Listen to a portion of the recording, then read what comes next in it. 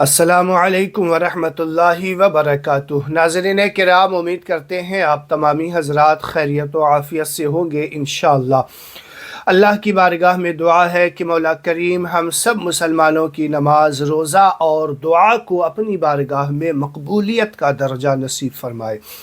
दोस्तों, ये वीडियो आपके लिए बहुत ही ज़्यादा ख़ास होने जा रहा है क्योंकि रमज़ान शरीफ का ये दूसरा अशरा शुरू हो चुका है और इसमें मैं आपको तहज्जुद की नमाज के बाद एक इस्तिग़फ़ार का वजीफ़ा बताने जा रहा हूँ। इंशाअल्लाह इस वजीफ़ा को करने के बाद कोई भी इंसान मायूस नहीं लौटा है, किसी को भी खाली नहीं लौटाया गया है, क्योंकि इस वजीफ़े की जो है ज़मानत और इस वजीफ़े की कामयाबी की दलील बहुत सारी हुआ करती है। और ये जो वजीफ़ा आपको बता रहा हूँ, ये वजीफ़ा रिज़्क़ में बरकत की बेशुमार फ़ज़ाइल लिए बैठी है। अल्लाह के रसूल सल्लल्लाहु अलैहि वसल्लम इरशाद फरमाते हैं, जो मैं आपको वजीफ़ा बता रहा हूँ इस्तिग़फ़ार का है। इस्तिग़फ़ार के ताल्लुक़ से अल्लाह के रसूल सल्लल्लाहु अलैहि वसल्लम फरमाते हैं कि जो बंदा रब की बारगाह में इस्तिग़फ़ार करता रहता है तो अल्लाह तबारक व तआला उसे वहाँ से रिज़्क़ नसीब फरमाता है, यानी ऐसी जगह से रिज़्क़ अता फरमाता है जिसका उसे वहमो गुमान तक नहीं।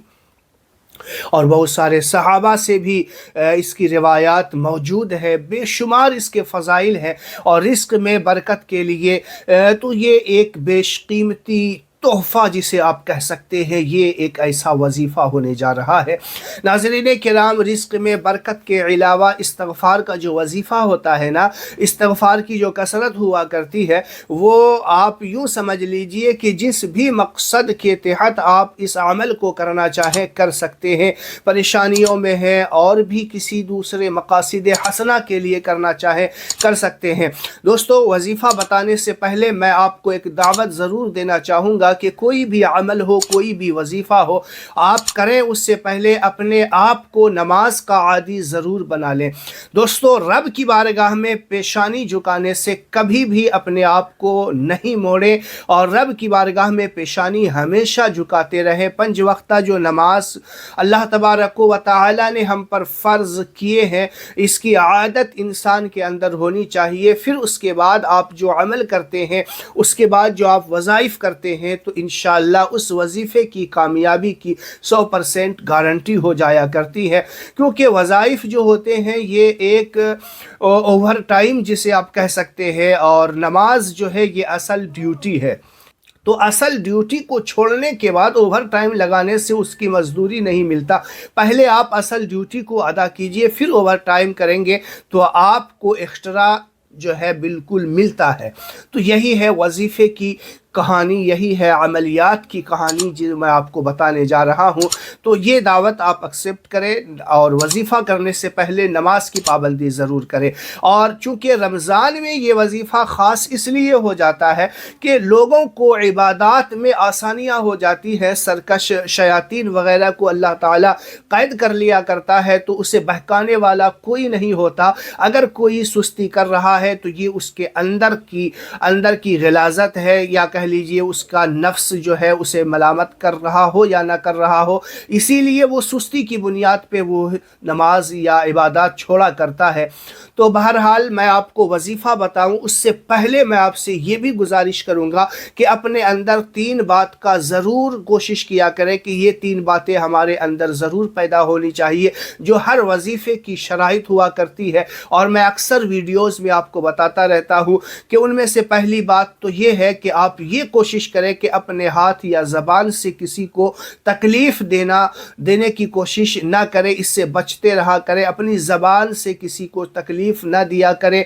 और दूसरी बात ये कि आप जो खाते हैं, जो आपकी कमाई है, उसमें जो है आप ये गारंटी कर लें कि मेरा जो रिज़्क़ है वो रिज़्क़ हलाल है, हराम के माल से आप इज्तनाब करें। और तीसरी ये कि आप फ़राइज़ को अदा करते रहें। ये 3 चीज़ें वज़ाइफ़ करने से पहले ان چیزوں کا خاص دھیان کر لیں، ورنہ آپ بعد میں جو ہے شکایت کا موقع آپ کو مل سکتا ہے۔ اسی لیے ان تین چیزوں کی جب آپ حفاظت کر لیں گے تو پھر انشاءاللہ آپ کو وظیفے میں کسی بھی شکایت کا موقع نہیں رہے گا۔ تو اب آئیے آپ کو وظیفے کی طرف لے چلتا ہوں، اور وظیفے کے بے شمار فضائل ہے جو آخر میں بھی ایک فضائل آپ کو بتاؤں گا، کیونکہ وہ بہت خاص ہونے والا ہے، اس لیے میں اس کو آخر میں آپ کو وظیفہ بتانے کے بعد بتاؤں گا۔ دوستو، آپ تہجد کی نماز کے لیے بیدار ہوں۔ تہجد کی نماز 2 رکعت، 4 رکعت، 6 رکعت جو بھی آپ پڑھنا چاہے پڑھیں، کیونکہ یہ رب کی لاڈلی عبادت ہے، اور اس عبادت کے بعد اللہ تبارک و تعالی بندوں کی طرف دیکھ کر مسکرایا کرتا ہے۔ تو بندہ جب اس نماز کو پڑھ لے اور پھر رب کی بارگاہ میں یہ عمل کر لے تو انشاءاللہ اللہ اس کی ہر دعا جائز کو قبول فرمایا کرتا ہے۔ تو آپ تہجد کی نماز سے فارغ ہو جائیں، 2 رکعت، 4 رکعت، 6 رکعت، جتنی رکعت آپ چاہیں پڑھ سکتے ہیں۔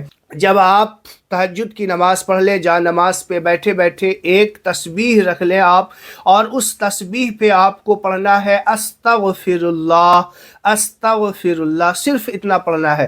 پہلے 3 بار آپ درود شریف پڑھ لیں، جو بھی آپ کو درود شریف یاد ہو، اور درود شریف آپ کو اس لیے بتایا جاتا ہے کہ ہر درد کی دوا ہے صلی علی محمد، تعویذ ہر بلا ہے صلی علی محمد۔ ہر عمل سے پہلے، ہر وظیفے سے پہلے درود شریف ضرور پڑھ لیا کریں، دعا مانگنے سے پہلے بھی درود شریف پڑھ لیا کریں، دعا کے آخر میں بھی آپ درود شریف پڑھ لیا کریں، کیونکہ جو دعا درود شریف کے بنا مانگی جاتی ہے وہ دعا زمین و آسمان کے بیچ میں معلق رہتی ہے، اور درود شریف ایک ایسا عمل ہے جو مقبول شدہ عمل ہے۔ تو جو بندہ دعا سے پہلے درود شریف پڑھ لیتا ہے اور دعا کے آخر میں پڑھ لیتا ہے تو اللہ تبارک و تعالی ایسا نہیں کرے گا کہ دونوں سائڈ سے دعا کو اٹھا لے گا، درود کو اٹھا لے گا اور بیچ کی دعا کو چھوڑ دے گا، نہیں، بلکہ درود کی برکت سے آپ کی پوری دعا کو بھی مقبول کر لے گا۔ تو یہ درود شریف جو ہے خاص ہے، اس کا دھیان رکھا کریں۔ 3 بار یا 7 بار آپ درود شریف پڑھ لیں، پھر استغفر اللہ، استغفر اللہ کی 1000 مرتبہ آپ کو تسبیح پڑھنی ہے، کوئی زیادہ وقت نہیں لگے گا، اور رمضان شریف میں یہ عمل بالکل آسان بھی ہو جاتا ہے۔ تو آپ 1000 مرتبہ جب یا استغفر اللہ کی تسبیح پڑھ لیں، پھر 3 بار درود شریف پڑھ لیں، پھر رب کی بارگاہ میں آپ جو بھی معروضات ہیں، جو بھی دعائیں ہیں، اللہ کی بارگاہ میں آپ دعا کر سکتے ہیں، اور رب کی بارگاہ میں اس انداز میں آپ دعا کریں، رو رو کے، گڑ گڑا کے، جو بھی پریشانی ہے، رزق میں برکت کا معاملہ ہے، اولاد کا معاملہ ہے، شادی بیاہ کا معاملہ ہے، جو بھی معاملات ہیں، رب کی بارگاہ میں آپ رو رو کے، گڑ گڑا کر کے آپ اس عمل کو 3 دن کر لیں یا 7 دن کر لیں، انشاءاللہ آپ دیکھیں گا عمل پورا ہوتے ہی آپ جو ہے کامیابی کی منزل پہ آپ اپنے آپ کو پائیں گے انشاءاللہ۔ دیکھیے، یہ جو استغفر اللہ کی تسبیح ہے نا، اس میں جو ہے میں آپ کو بتاؤں کہ ایک بزرگ کہتے ہیں کہ ایک شخص تھا جسے گاڑیوں کا بڑا شوق تھا، اور وہ گاڑی لینے کے لیے اتنا زیادہ جو ہے وہ کوششیں کیا کرتا تھا، محنتیں کیا کرتا تھا۔ وہ شخص کہتا ہے کہ میں کچھ پیسے جمع کرتا اور اس میں سے جو ہے بچا کر کے، ایک شخص تھا جو بڑا اچھا ایماندار تھا، جسے میں مانتا تھا، نمازی پرہیزگار بھی تھا، تو اپنی کمائی کا کچھ حصہ جمع کرنے کے لیے اس شخص کے پاس رکھ دیتا کہ جب میرے پاس میرا جو ہے گاڑیاں لینے یعنی گاڑی لینے کے مقدار میں پیسہ جمع ہو جائے گا تو میں آپ سے واپس لے لوں گا۔ تو وہ کہتا ہے کئی مہینے کی انتھک کوشش کے باوجود جب میرا رقم اتنا وہاں تک پہنچنے کے قریب ہوا اور جب میں ان کے پاس پیسہ جمع کرانے کے لیے آخر میں پہنچا تو کیا دیکھا کہ وہ شخص غائب ہے اور اس کا کوئی اتا پتہ نہیں۔ وہ شخص بڑا مایوس ہوا، کیونکہ گاڑیوں کا شوق اور گاڑی کا لگن ہی ایسا ہوتا ہے بہت سارے لوگ۔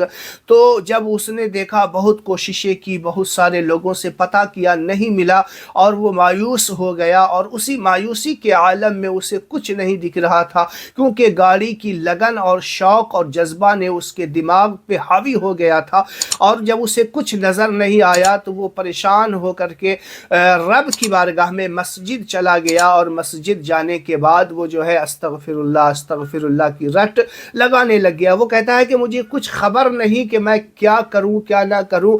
इसी असना में मेरे दिल में ये ख्याल आया कि चलो चलो मस्जिद चलते हैं, और अस्तगफिरुल्लाह उसी गम की आलम में रो रो करके अस्तगफिरुल्लाह की वो तस्बीह पढ़ने लग जाता है। और वो कहता है कि अभी 1000 की तादाद पूरी भी नहीं हुई थी कि एक शख्स आया, हाथ में उसके गाड़ी की चाबी थी। कहा भाई आप यहाँ बैठे हैं, मैं कब से आपको तलाश कर रहा हूँ, ये गाड़ी है और इस गाड़ी की चाबी है और ये गाड़ी के कुछ पेपर हैं जो मैं आपको देने हैं। उसने कहा भाई मेरे पास तो पैसा है नहीं। कहा कि पैसे का मामला हम बाद में देख लेंगे, ये पहले अपनी अमानत को आप संभालो। वो शख्स कहता है कि मैं इतना उससे पूछ भी न सका कि भाई आप कौन हैं, कहाँ से आए हैं। जब गाड़ी की चाबी और पेपर मिले तो मैं जैसे ऐसा लग रहा था कि ज़मीन पे था ही नहीं, और मैं बिल्कुल महव और मुस्तगरक हो चुका था कि या अल्लाह अस्तगफिरुल्लाह अभी 1000 मरतबा भी नहीं पढ़ा है, तादाद भी पूरी नहीं की, अल्लाह की मदद इतनी जल्दी पहुंच सकती है। वो शख्स वहमो गुमान में भी नहीं था उसके। और वो शख्स कहता है कि आज कई साल हो गए, उस शख्स को मैंने ना पहले कभी देखा था, ना उस दिन के बाद से आज तक मैंने जो उस गाड़ी ला करके दिया था मैंने उसे नहीं देखा है। तो अस्तगफिरुल्लाह की कसरत, अस्तगफिरुल्लाह की जो रट है ना, ये अल्लाह ताला को बहुत पसंद है। अस्तगफिरुल्लाह की कसरत करें और इंशाअल्लाह इसका वजीफ़ा करके देखें। रिज़ल्ट कमेंट बॉक्स में हमें ज़रूर बताएं। चैनल पे नए हैं तो चैनल को सब्सक्राइब ज़रूर कर लें। अस्सलामु अलैकुम व रहमतुल्लाहि व बरकातहू।